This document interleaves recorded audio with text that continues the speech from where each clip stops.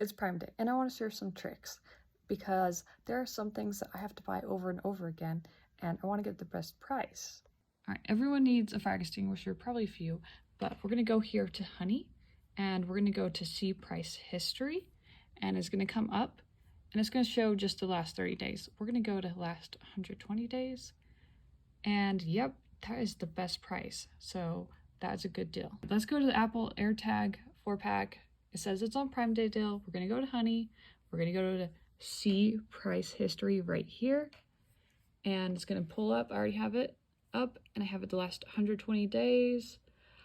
Uh-oh, it is actually $80. That is the cheapest, cheaper than 88. So I would go here, and I'm going to click, instead of add to cart buy now, I'm going to go down. They kind of hide it. Add to list, and I actually have a Black Friday list for this. So I'm going to add it to my Black Friday list. I'm going to go to my Black Friday list. So here it is. I'm going to type in the lowest price that it was on Honey. It was $80. I just need it medium, high priority. And these are other things that I normally get pretty often. So some scrub brushes.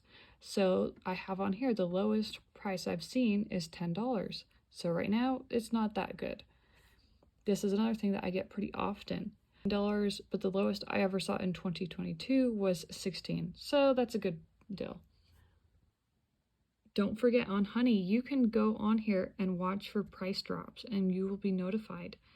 I hope that was helpful. Those are just some things that I buy over and over again. I can't get everything secondhand, so a few things I have to get brand new.